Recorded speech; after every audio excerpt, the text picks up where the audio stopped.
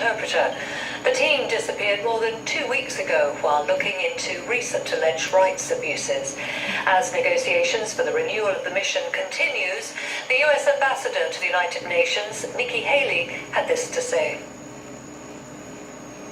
In the Democratic Republic of Congo, for example, the government is corrupt and preys on its citizens.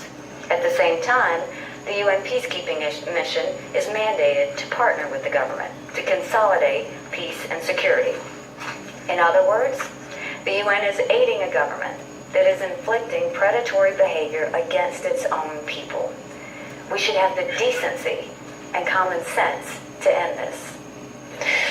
To Syria now, and 4 towns are to be evacuated under an agreement between pro-government forces and rebels. It's the latest of a series of deals to end crippling years-long sieges. The agreement, brokered by rebel supporter Qatar and regime ally Iran, is expected to involve more than 30,000 people. That's according to the Syrian Observatory for Human Rights. Nadia Massi reports. It's been more than a year since the images of starving children in Madaya were beamed across the world. And on Tuesday, some 15 months later, they are preparing to evacuate after a deal was struck between local rebel groups and the Syrian regime.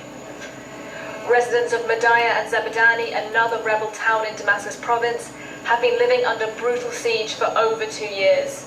They'll be granted safe passage in exchange for the evacuation of 2 Shiite-majority towns in the north of Syria.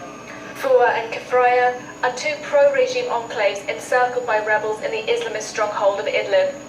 As part of the deal, the civilians will be bussed away from the mainly Sunni areas to Assad's strongholds in Damascus and on the coast.